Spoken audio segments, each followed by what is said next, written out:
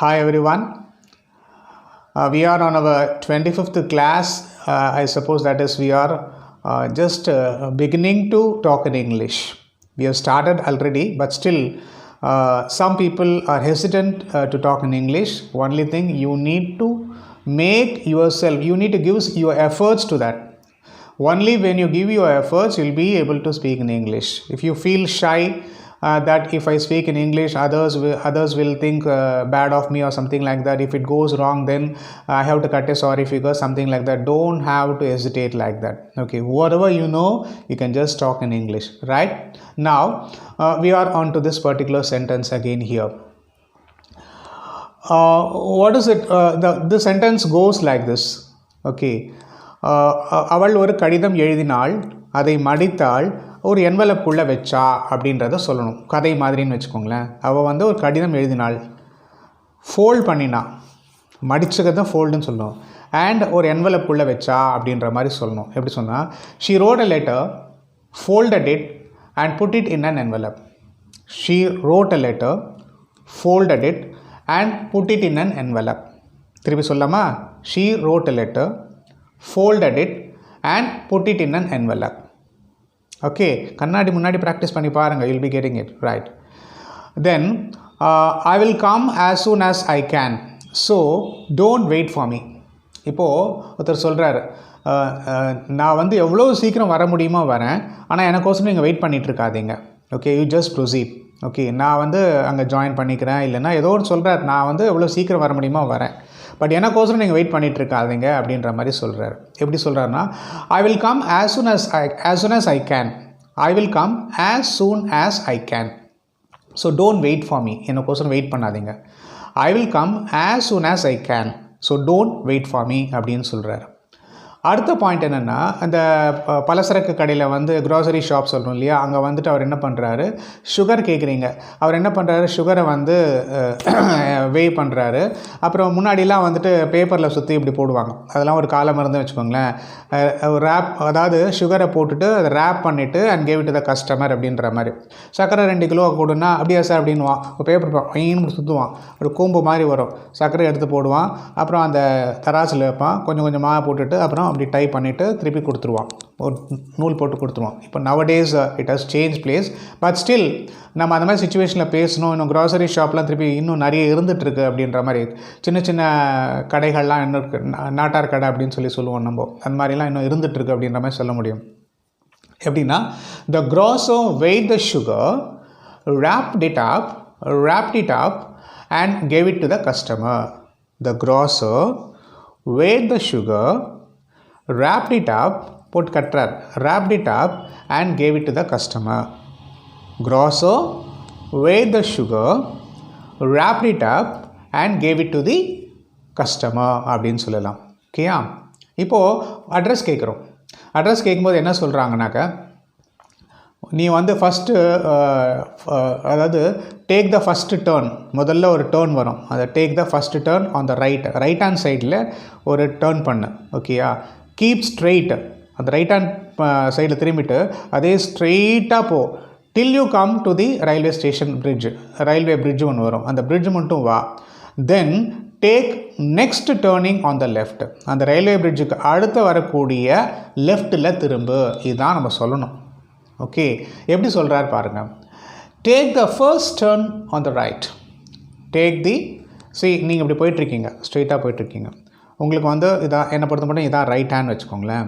நான் சொல்கிறேன் டேக், அதாவது I repeat once again, take the first turn on the right. இப்படி போயிட்டுருக்கீங்க, ஃபஸ்ட் டர்ன் ரைட்டில் போகிறது, இதுதான் முதல் 1 2 3 முதல் போகிறீங்க. கீப் ஸ்ட்ரெயிட், அப்படியே நேராக போயிட்டே இருக்கீங்க, ஒரு பிரிட்ஜ் வரும், till you come to the railway bridge, ஒரு பிரிட்ஜ் வருது, அந்த பிரிட்ஜுக்கு அடுத்து வரக்கூடிய நெக்ஸ்ட் வரக்கூடிய லெஃப்ட்டில் திரும்புங்க. அந்த பிரிட்ஜு முடியுது இல்லையா, பிரிட்ஜ் முடினால் லெஃப்ட்டில் திரும்புங்க அப்படின்ற மாதிரி சொல்கிறாரு. So I repeat the sentence once again. You have to what you call recollect it everything and க்ரோனாலாஜிக்கலாக நீங்கள் எப்படி பேசணுமோ அப்படி பேசிக்கலாம். ஓகேயா?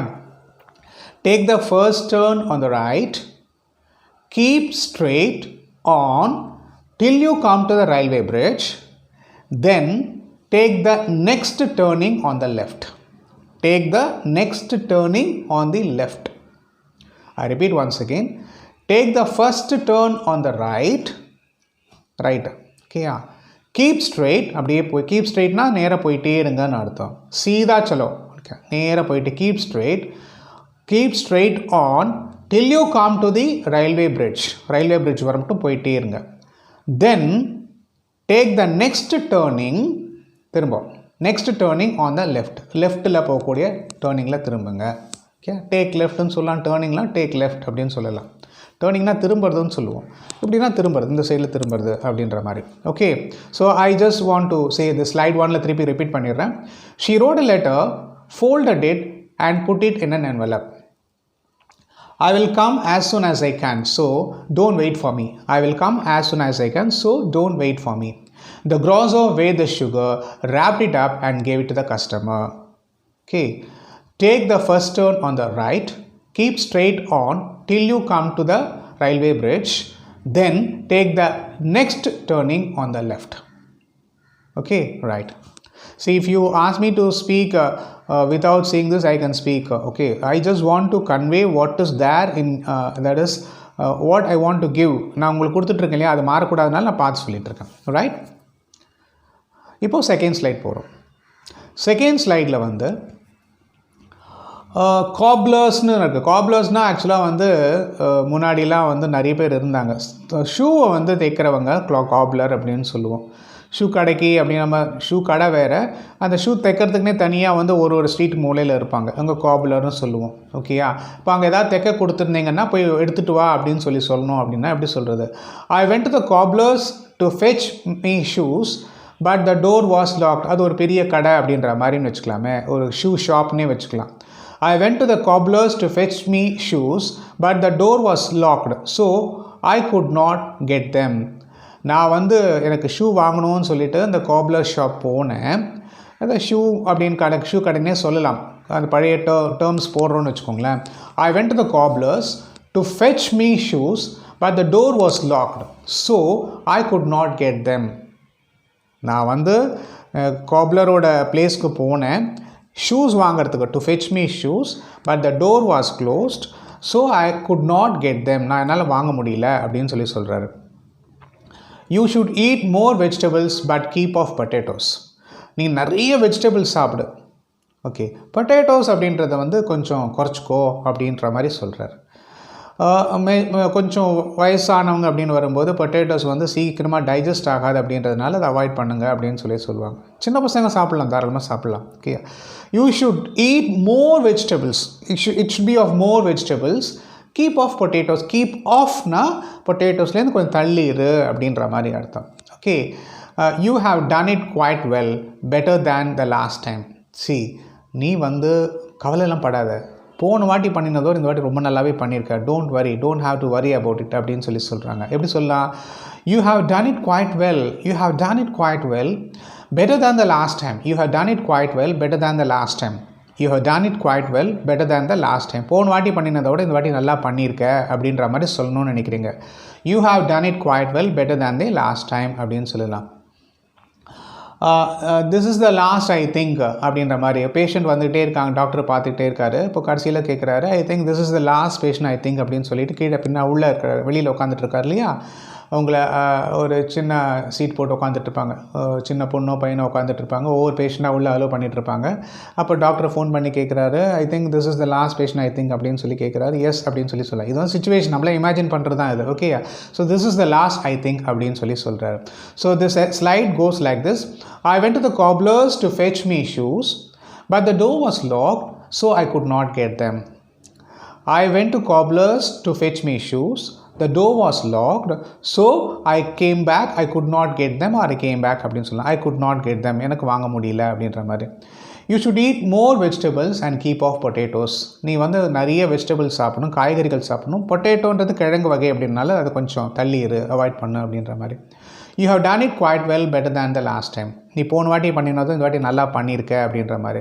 This is the last I think இதுதான் கடைசி அப்படின்னு நான் நினைக்கிறேன் அப்படின்ற மாதிரி. நிறைய சுச்சுவேஷனில் யூஸ் பண்ணலாம். இந்த பேஷண்ட்டுக்கு தான் யூஸ் பண்ணணும்னு கிடையாது, மெனி அக்கேஷன்ஸ் வந்து இந்த மாதிரி யூஸ் பண்ணலாம். ஓகே, இப்போ வந்து தேர்ட் ஸ்லைடில் நம்ம இருக்கோம். I will be ready in a moment if you can wait. நீ வந்து கொஞ்சம் வெயிட் பண்ணினேன்னு சொன்னாக்க நான் உடனே தயாராக உடனே உன் கூட வந்துடுறேன் அப்படின்ற மாதிரி. கொஞ்சம் என்னப்பா எப்போப்பா கிளம்ப போகிற அப்படின்னு சொல்லி கேட்கும்போது வந்து I will be ready in a moment if you can wait. நீ வெயிட் பண்ணினா நான் சீக்கிரமாக ரெடியாகி வந்துவிடுறேன் அப்படின்ற மாதிரி சொல்ல முடியும். எப்படி சொல்லலாம்?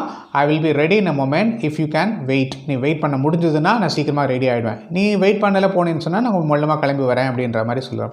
ஒருத்தர் வெயிட் பண்ணுறேன்னு சொல்லும்போது நான் சீக்கிரமாக வரேன்னு சொல்கிறதுக்கு இந்த சென்டென்ஸை யூஸ் பண்ணலாம். எப்படி சொல்லலாம்?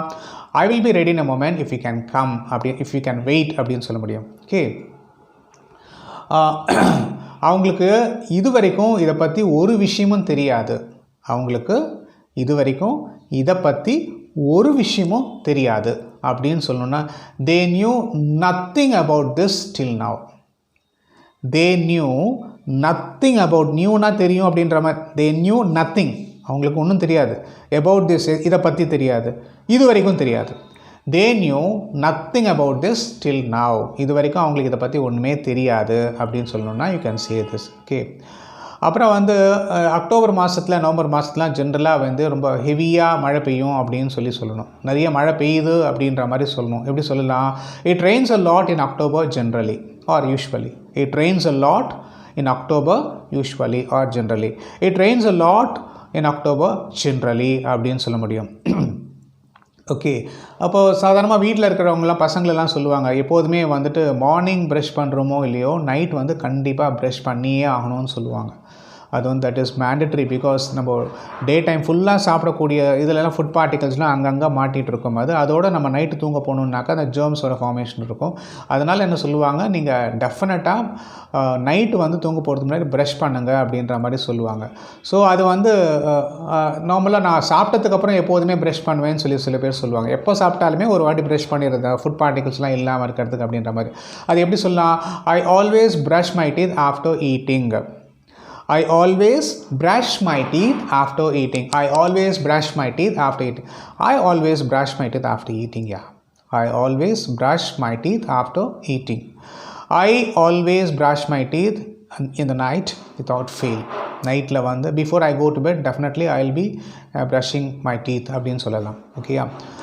Then we must do as he says since there is no other way. இப்போ வந்து ஒரு விஷயத்துக்கு வந்து ஒரு சொல்யூஷன் தேடிட்டு இருக்காங்க. ஒவ்வொருத்தராக ஒன்று சொல்லிகிட்டு இருக்காங்க. அப்போ வந்து ஒருத்தர் வந்து சொல்கிறார், இது மாதிரி பண்ணிங்கன்னா சரிப்பட்டு வரும், இல்லைன்னா கொஞ்சம் கஷ்டம்தான் அப்படின்ற மாதிரி சொல்லும்போது இன்னொருத்தர் வந்து அவர் சொல்கிறது சரின்றது சொல்கிறார். எப்படி சொல்கிறாருன்னா we must do as he says. அவர் என்ன சொல்கிறாரோ அது மாதிரி நம்ம செய்யணும். since there is no other way, வேறு வழியே கிடையாது அப்படின்ற காரணத்தினால we must do as he says since there is no other way அப்படின்னு சொல்ல முடியும். ஸோ எப்படி போகுது இந்த தேர்ட் ஸ்லைடில் அப்படின்னாக்கா I will be ready in a moment if you can wait. They knew nothing about this till now. It rains a lot in October generally. I always brush my teeth after eating. We must do as he says since there is no other way. Okay? So thank you friends. I think the sentences might be quite interesting and you'll be getting more of such interesting sentences in our next class also. So keep in touch always with this particular episode or the class and you'll be benefited a lot. So I am signing off. Till then, it's bye from Venkat.